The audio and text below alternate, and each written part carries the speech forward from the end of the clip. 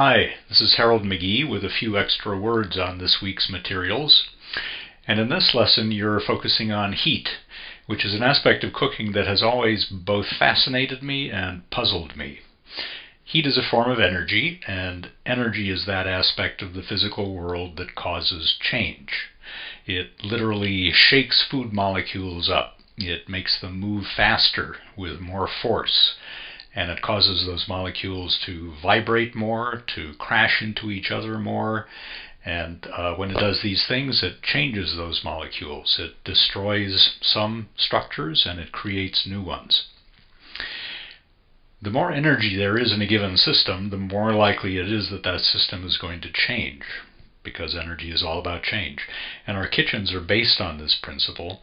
We use heat sources to transform the foods that we're preparing for ourselves by pouring energy into them. And then if there are leftovers, we put them into the refrigerator to slow down their change, to remove heat from them, remove energy, and help preserve what they have become. I like to think of heat as an ingredient in the kitchen. You take some raw vegetables or meats or dough and you add heat and you have cooked foods which smell and taste and feel very different from the original stuff.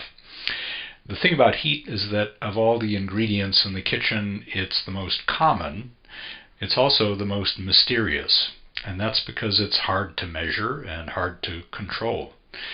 It's invisible. It's not material the way water or flour is. We can't see it.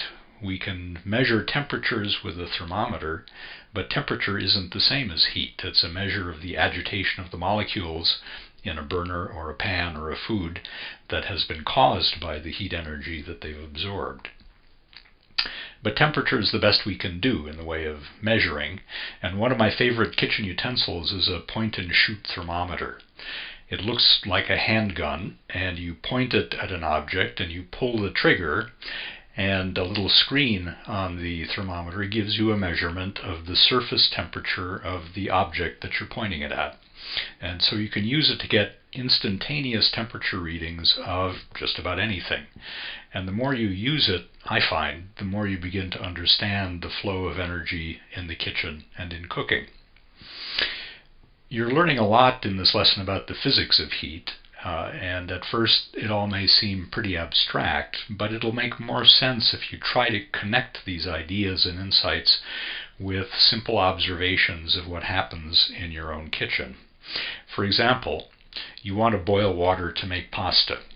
Does the time the pot takes to come to the boil change if you leave the lid off or put it on? And if it does change, why? When you're baking in an oven and you open the oven to put your food in, or to take the food out, or to check on things, does it make a difference how long you leave the door open? How quickly does the oven cool down? How much of the heating is done by the hot air and how much by the hot walls and ceiling and floor of the oven? Which takes longer to cook a potato, boiling or baking, and why?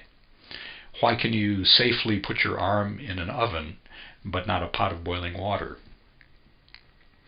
You're cooking a pot of stew for hours in an oven at 120 degrees Celsius. What's the maximum temperature that the stew reaches if the lid is on snugly? And what's the maximum temperature the stew reaches if the pot is only partly covered? And is there a difference, and why? You want to get a cast iron skillet screaming hot so that you can get a great char on a steak, but no matter how long you leave it on the burner, the pan plateaus at a lower temperature than you want. So how can you get the temperature to go higher? What's the quickest way to remove heat from a warm can of soda or beer? To put it in a freezer at -10 degrees or into an ice bath at 0 degrees? When you're chilling a drink with ice, what's the difference between using one big, beautiful, perfect cube that just fits inside the glass or lots of pieces of crushed ice? These are just a handful of examples of the physics of heat at work in the kitchen, and I hope you'll find it as cool a subject as I do.